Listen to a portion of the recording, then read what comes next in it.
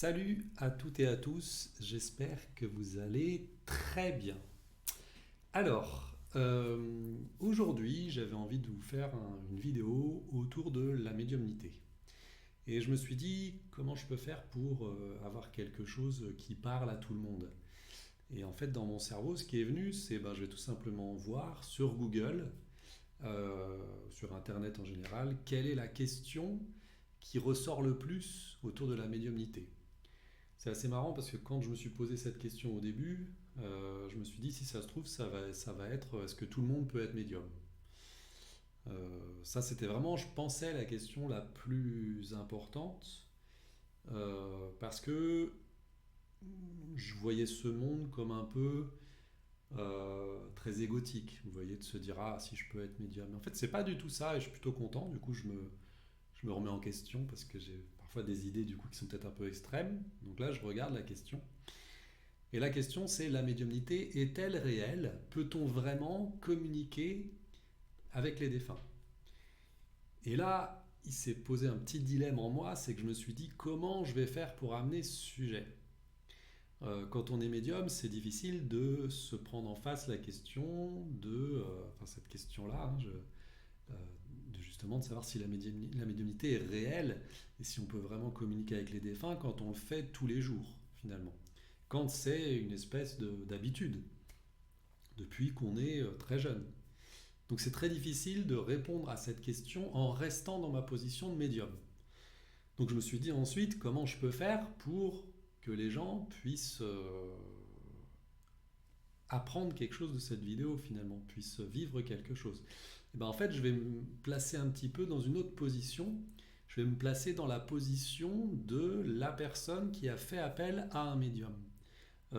Parce qu'il y a quelque chose, c'est que en tant que médium, je ne peux pas contacter, je ne peux pas avoir de contact défunt avec un de mes défunts.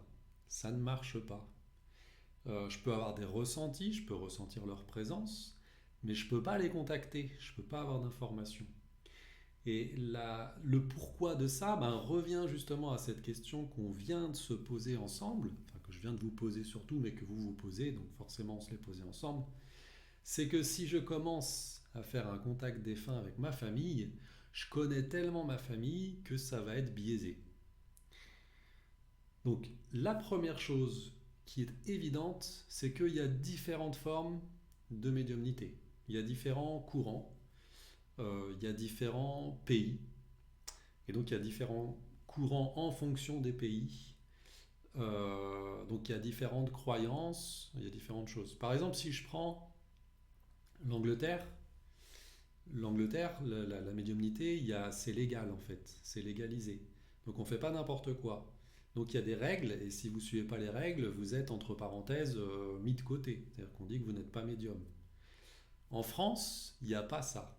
En France, vous pouvez vous placer en tant que médium sans forcément avoir fait une formation, avoir eu des échanges avec des personnes qui connaissent, qui font ça depuis longtemps. Donc en fait, c'est open bar, quoi. On peut très bien un jour bosser dans la restauration et se dire tiens, ça me fait chier, moi j'ai des petites capacités, je vais me mettre médium, quoi.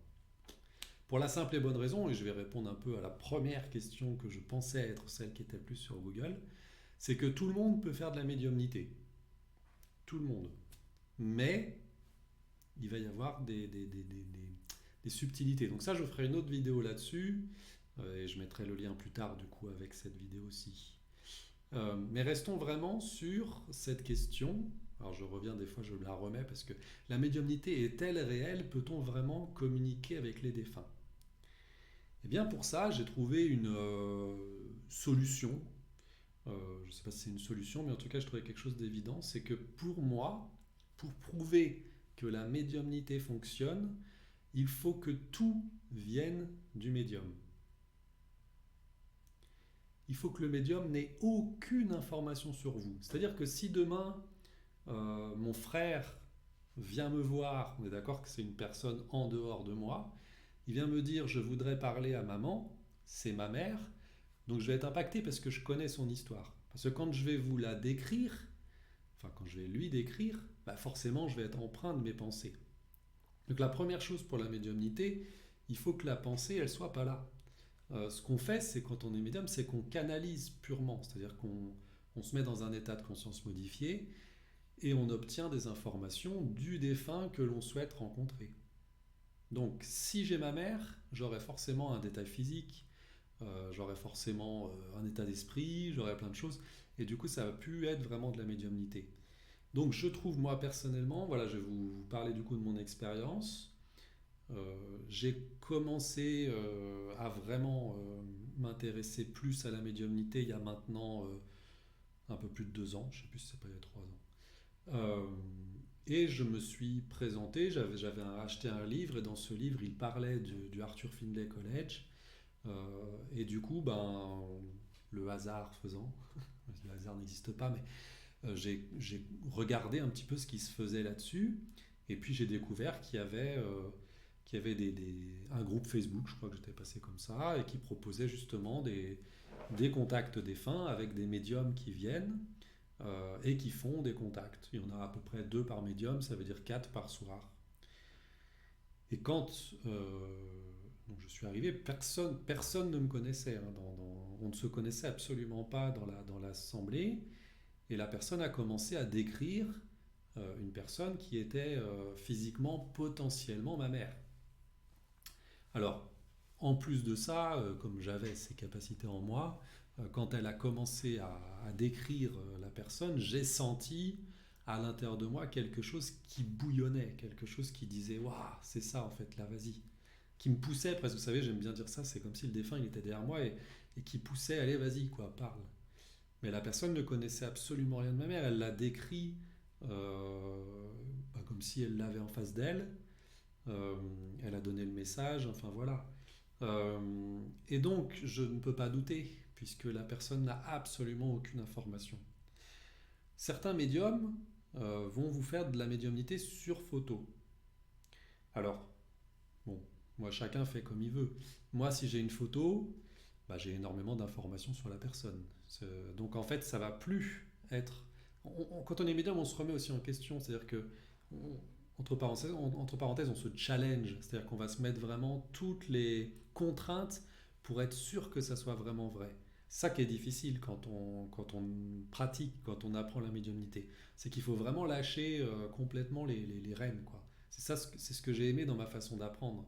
C'est que vraiment, tu pars, t'as rien. La personne, tu lui as même pas parlé.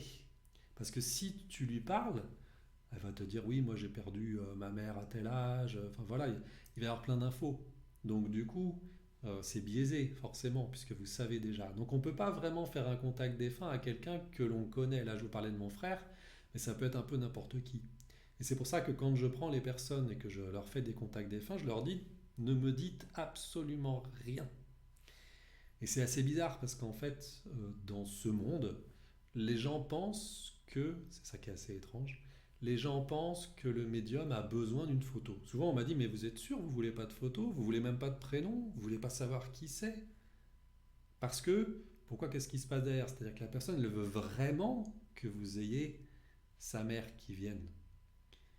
Mais ça marche pas comme ça en médiumnité. On peut l'avoir mais on peut ne pas l'avoir. On peut avoir totalement quelqu'un d'autre et ça sera ok parce que ça sera le moment. Moi ma mère je l'ai euh, bah là, je viens encore de la voir. Donc, on va dire à peu près tous les ans, elle se manifeste à moi. Et pendant longtemps, je me disais, mince, j'ai pas eu mon grand-père, j'ai pas eu ma grand-mère, je comprends pas. Pourquoi il n'y a que ma mère qui vient? Et puis, jusqu'au jour où j'ai fait. Alors, je sais plus à quel moment c'était, mais j'ai eu mon grand-père, j'ai eu ma grand-mère et j'ai eu ma deuxième grand-mère. Mon grand-père, c'était extraordinaire parce que vraiment, tous les détails étaient là. Tous les détails étaient là. C'était évident, je veux dire. Enfin, je sais que moi c'est un peu difficile parce que je suis dedans, donc. Mais quand on vous décrit quelqu'un et qu'on a des détails d'une précision incroyable, voilà, moi mon père, ça peut paraître con, mais il avait un béret. Quand elle m'a dit il apparaît, il a un béret, tout de suite j'ai fait ah oui. Peut-être que statistiquement parlant, il y a beaucoup de grands-pères qui ont des bérets, j'en sais rien. Mais après, ça se cumule. C'est-à-dire qu'elle a dit, tu sais, quand vous étiez dans ce jardin et que vous sont dans ce potager et que vous faisiez le potager, bah en fait, c'était son moyen de te montrer son amour. Bah, personne ne peut savoir que mon grand-père avait un potager en Seine-et-Marne et que j'allais tous les week-ends cueillir des cerises avec lui, par exemple.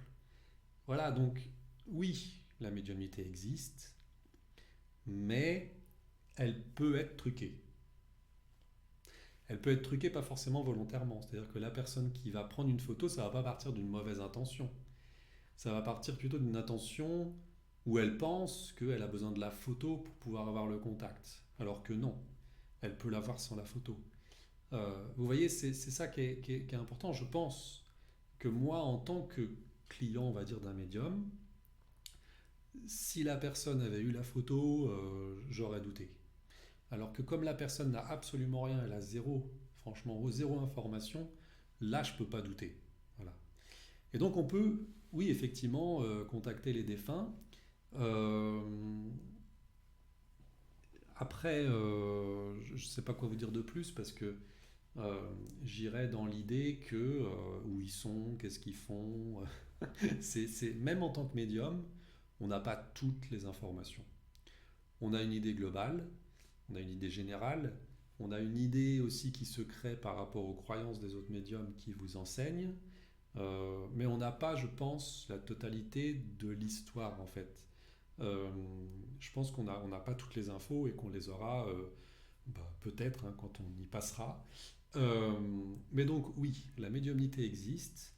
La médiumnité, par contre, elle peut, on parle de contact défunt, elle est personnelle à chacun. C'est-à-dire que chacun, vous prenez 5 médiums, ils vont avoir des particularités. Il y a des médiums qui vont beaucoup voir, il y a des médiums qui vont beaucoup ressentir, il y a des médiums qui vont avoir le mélange de tout ça, il y a des médiums qui vont savoir tout simplement, il y a des médiums qui vont sentir, il y a des médiums qui vont goûter.